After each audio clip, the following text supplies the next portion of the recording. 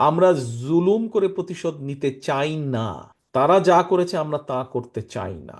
আমরা প্রধানমন্ত্রী প্রেসিডেন্টের ক্ষমতার ভারসাম্য নিয়ে আলোচনা করেছি, বিভিন্ন বিষয় নিয়ে আলোচনা করেছি, পুরো ৩১ দফা।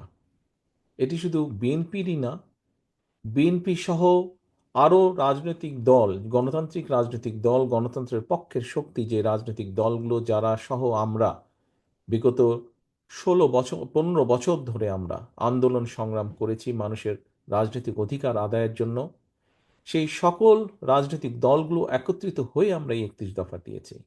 অর্থাৎ দেশের মানুষ, দেশ সম্পর্কে আমাদের সকলের চিন্তা ভাবনা, এই সকল দলগুলো কিভাবে ভাবছে এটি জনগণকে জানতে হবে, এবং জানানোর একটি অন্যতম গুরুত্ব মাধ্যম হচ্ছেন আপনারা। এখন প্রিয় সহকর্মীবৃন্দ, কম বেশি এখানকার আলোচিত বিষয়গুলো সম্পর্কে আপনাদের কম বেশি একটি ধারণা আছে। কম বেশি এখানে বলেছেন, একজন সভাপতি সাহেব বলেছেন যে এটি আমরা কবে প্রথম দিয়েছি, কোন প্রেক্ষাপটে আমরা দিয়েছি, কম বেশি আপনাদের ধারণা আছে। আমরা প্রধানমন্ত্রী প্রেসিডেন্টের ক্ষমতার ভারসাম্য নিয়ে আলোচনা করেছি, বিভিন্ন বিষয় নিয়ে আলোচনা করেছি, কিন্তু এই বিষয় এখানে আসেনি। এখানে এসছে এসছে খুবই কম, যা এসছে তার তুলনায় সংখ্যা অত্যন্ত কম।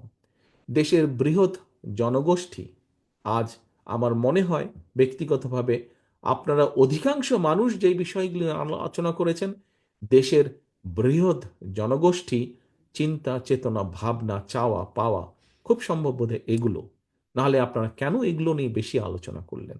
কৃষি নিয়ে কয়েকজন আলোচনা করেছেন, পরবর্তীতে কর্মসংস্থান নিয়ে কয়েকজন আলোচনা করেছেন, এলাকার উন্নয়ন, শিল্প নিয়ে, কর্মসংস্থান, বেকার সংস্থান, এগুলা নিয়ে অনেকেই কয়েকবার করে আলোচনা করেছেন প্রত্যেকটি অনুষ্ঠানে।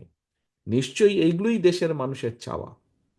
প্রিয় সহকর্মীবৃন্দ, আজকে আপনাদেরকে এই কর্মশালা অনুষ্ঠানে আমি আপনাদেরকে আহ্বান জানাবো, আমি আপনাদের সহকর্মী হিসাবে আপনাদেরকে অনুরোধ করব যে আজকের এই কর্মশালার যে আলোচনা সারাদিন ব্যাপী আপনারা কষ্ট করে এসেছেন। সকালে ঘুম থেকে ওঠার পরে আমি ভিডিও দেখলাম যে বিভিন্ন অনুষ্ঠানে নেতাকর্মীরা আসছেন, আপনারা যোগদান করছেন, আপনারা আপনাদের কার্ড সংগ্রহ করছেন, আপনারা এখানে ঢুকছেন।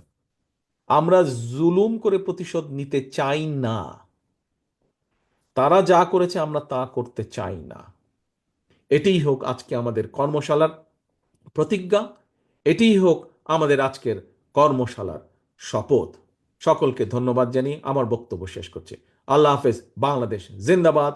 বাংলাদেশ জাতীয়তাবাদী দল জিন্দাবাদ। আসসালামু আলাইকুম।